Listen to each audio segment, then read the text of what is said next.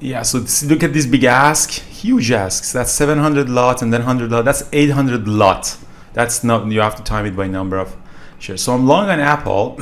So it's gonna pop above 115. So we saw this big ask. So there you go. So this is a very bullish sign. It means that the stock wants to crack 115.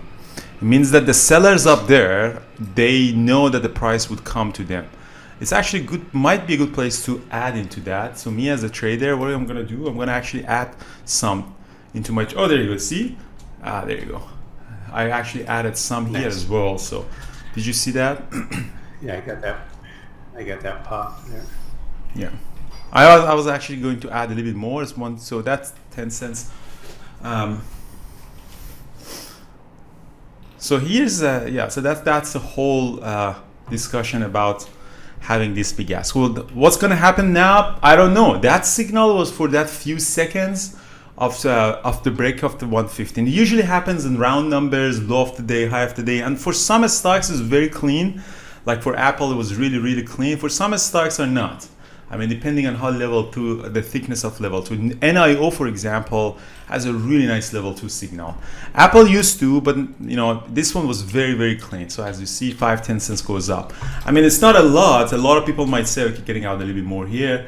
A lot of people might say, okay, that's 5-10 cents is not enough, but it is what it is. I'm not saying that this is the best indicator ever that you can, trade for the rest of your life based on that. But sometimes you can make decisions. Like this ad that I had, I actually, I could have added more a little bit on this big drop. So a couple of thousand shares, just because of the signal. Sometimes you see the signal, but it doesn't break out. It does a pullback and comes back. Those pullbacks and coming back for the signal and the signal shows up again, that's a very, very strong sign that you can actually go back in there and just get in there. So as you see, we saw a 700 lot from one market maker and 100 something lot. And these numbers are lot. So 100 shares, like the 7 means 500, 400 number of shares. So like NIO, someone is saying about NIO, the NIO usually has a lot of good signals. So there's no signal right now because 30-40 and then 50-40, the numbers are kind of the same. So you can't really make a decision based on that because it has to be really a big imbalance between these two. So the numbers are really similar right now. So there's no signal. But if one side shows 1,000, 800, 900 lots, then that is something seriously you want to consider. So right now, and I'm just doing specifically these examples because a lot of people are asking me about these signals, and they say, "Oh, we learned something different. We were thinking a big ask is a wall, and then you can't pass." But it's completely counterintuitive. You have to think about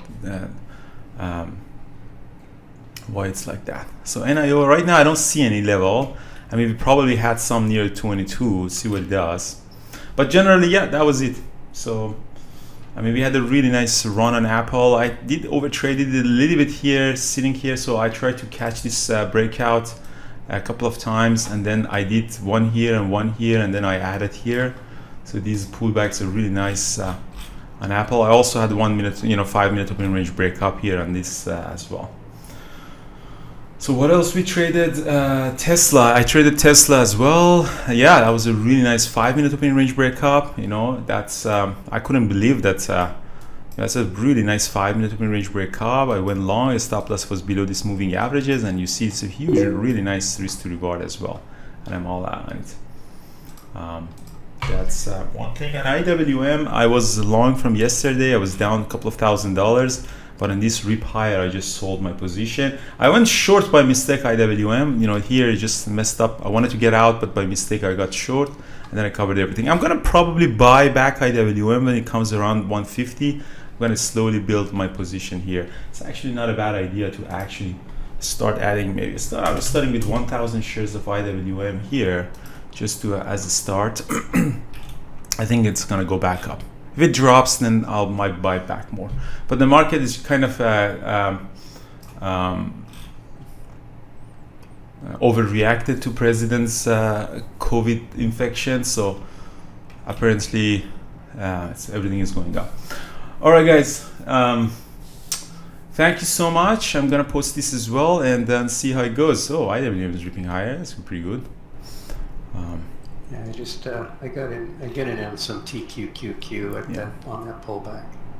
Just pro long QQs. All right. Have a good day, guys. I'll see you on Monday morning, guys. Have a good weekend.